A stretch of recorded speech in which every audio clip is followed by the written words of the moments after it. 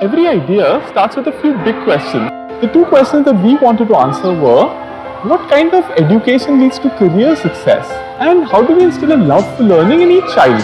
So to do this, we realized it's best to start right at the beginning, at preschooling, to firstly develop skills such as leadership and confidence that lead to career success.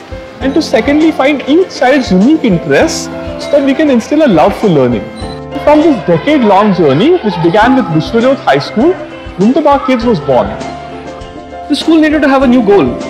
The goal should be of personalizing versus standardizing. This new school needed to have a new way of looking at the child. It needed to adapt to the child rather than forcing the child to adapt to it. And thirdly, but most importantly, it needed to change its attitude. The attitude should be that of celebrating uniqueness rather than fearing it.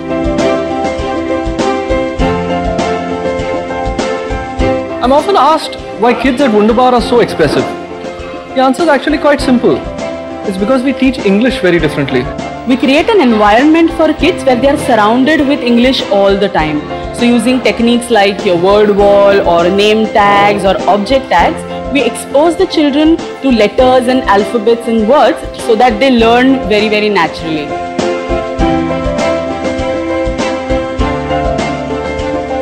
Word wall is definitely the most impactful language learning tool that we use at Wunderbar Kids. So in the word wall, whenever the kids come across a new word, it is put up by the teacher on the wall. So for example, during the circle time, the conversation leads to the word water. Then water is put on the word wall. And the teacher recaps this word every now and then.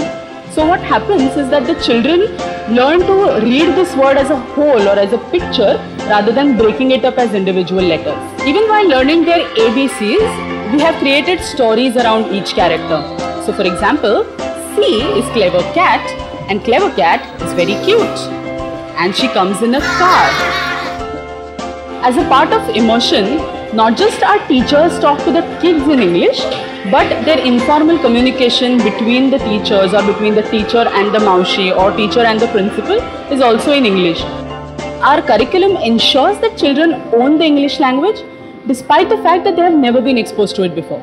For instance, Dennis, when he came to school initially, he only knew Manipuri and he was a very, very hyperactive child. But gradually we realized that he is fond of music.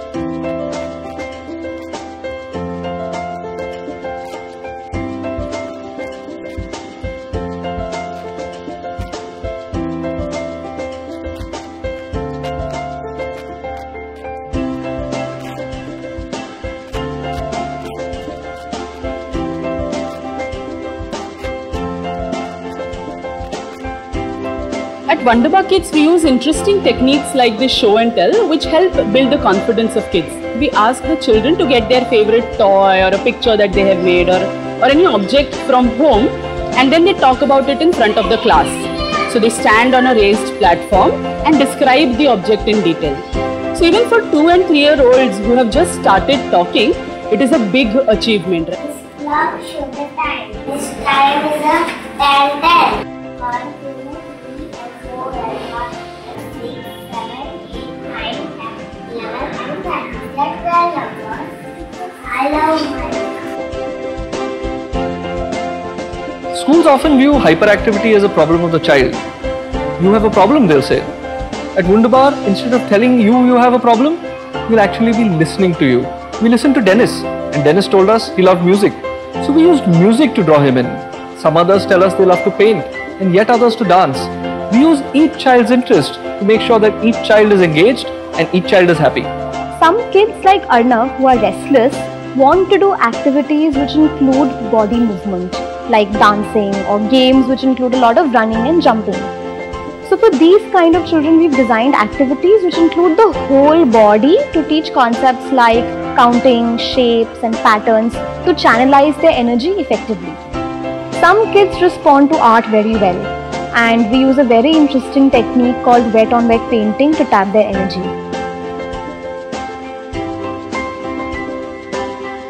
Writing for kids begins with drawing through what look like scribbles to us, but behind these scribbles are fantastical tales waiting to be told.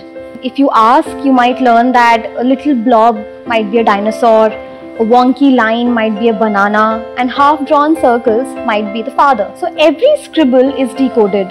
The teacher writes the name of the object next to the scribble. Suddenly now, Ishan wants to learn how to write.